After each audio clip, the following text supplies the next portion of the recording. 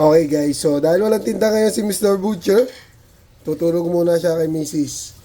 So may leftover kami dito, lechon belly, malutong-lutong pa to guys. Ayan, leftover namin, oh. Grabe. Noong New Year, di ko na nakita to, tinago na agad ni Mrs. Ang lutong pa yan, oh. Oh. Diba? Ang crispy. Kahit na lagay na sa rep yan. Yeah. Ba't malutong pa rin ba? Ganun talaga pagka quality ang karne, pag fresh. Kahit nilagay na sa ref? Oo! Malutong pa rin yan, tingnan mo. O, tingnan mo. Lutong pa rin, no? Tama. Ganyan kalutong ang lechon belly ni Kim Jo and Mary, mga boss. Mga malamig pa yan.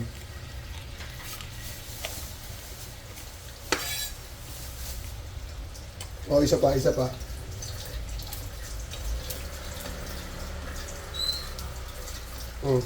Ayan na, o. Isa pa. Sarap.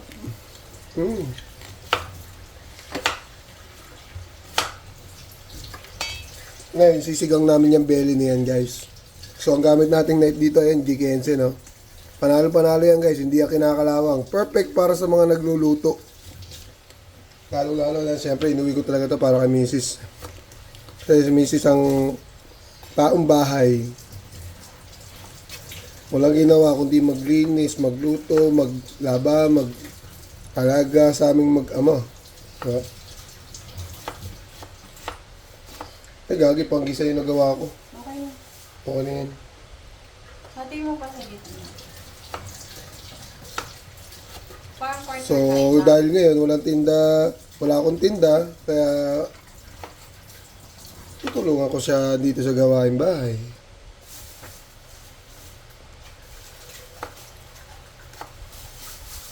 Actually, kakauwi lang namin, guys. Nag-bonding. Siyempre, bira namin magawa yun. Para kami nag-date ulit. Nung dalagat binata pa. Kaya yung pinanood. Kaso yung pinanood namin, walang yayan, annulment. Hindi kami makarelate. Pero maganda. Maganda. Kawawa talaga pagka mga bata.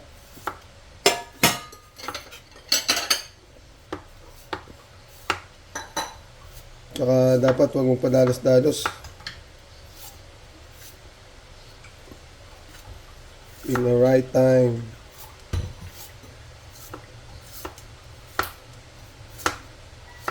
Hindi, kapag magaling silang dalawa kasi. Hindi sila nagpadala. Kaya nga, huwag mong padalos-dalos. Hindi nagpadala sa tukso. Hinantay muna nilang yung kasal. Kaya ang problema, yung isa, naayos yung... Hindi, binalikan niya, di ba? Naayos sila Solen, di ba? Binalikan niya. Tingnan mo, nagre-report si Solen. Nasa Singapore na siya. Hindi na panood sa TV. Kaya nga, okay na nga si Sanjo at Solen, di ba? Naging okay sila.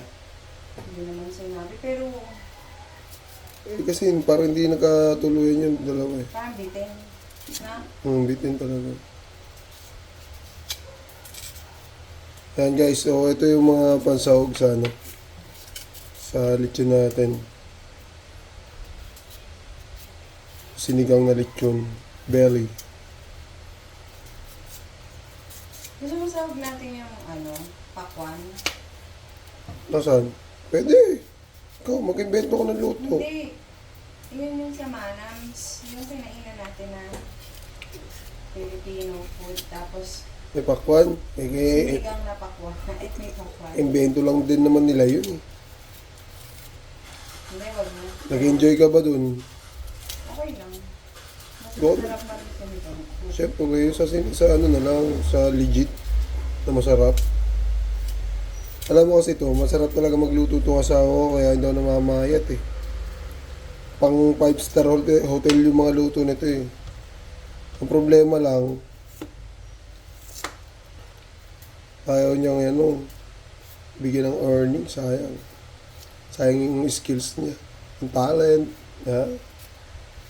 Ayaw niya enjoyin yung mga moment na niluluto niya. Pag natikman nyo talaga magluto to guys, so, panalo. Sayang yung talento nito, gamitin ng tama eh. Tsaka maganda din. Ako gumagamit. Tapos, ang pinakamalupit pa doon, walang kahit anong nilalagay na papalasa, asin lang. Pero gumagamit din to ng cubes. Pero yung Magic Sarap, Bechin, hindi. Asin lang talaga. Pag sa iba naman, ang ginagamit niya patis. Ayan. Siya gumagamit ng mga Magic Sarap. Kahit ako, nung napapanood ko siya magluto, in-explain niya sa akin kung bakit siya gumagamit ng ganun. So yun, pag nagluluto ako, di na rin ako naglalagay ng ganun. Actually, di rin naman ako magaling magluto. Napapanood ko lang din. Pero marunong ako lumasa. Kaya naman ang din. Grabe, lutong. Sarap. Dapat sabihin ako ng isa. Ay, Ayaw ko gusto, may taba gusto din. Ganyan. Tama, parang mas lumutong ngayon. Mas malutong naman to kagabi.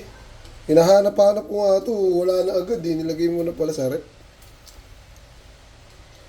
Ano to? Lutong na. Sarap na. Parang Sarap. po kapag ka nahanginan, kapag ka nalamigan, uunat. Hindi. Lutong oh. Lutong. Di ba? Dami na natin gawa niyan dati sa susunod. Kaya nga, nabitin yung mga customer. Daming hindi na. October, parang magro-roll ka na para lasang-lasa. Malasa nga. Oh. Hindi. Siyempre, iba pa rin yung matagal ng So, mag-roll na ako bukas. Ang lutong kasi guys, tingnan mo nakakatuwa lang oh. Nasa rep na yan, mo. galing. Grabe. Sarap. Actually guys, nagtitinda kasi ako nito, pero hindi talaga kami yung Pre-order. hindi kami nakakakain ba. Ngayon lang. Oo, ngayon lang. Kasi request ni Mrs. gusto niya raw matikman. Sabi ko, hindi ka pa ba nagsasama sa akin? Kaya biro lang. Lechon ka ba? Sa lasa ko. Lechon ka ba? Bakit? Kasi,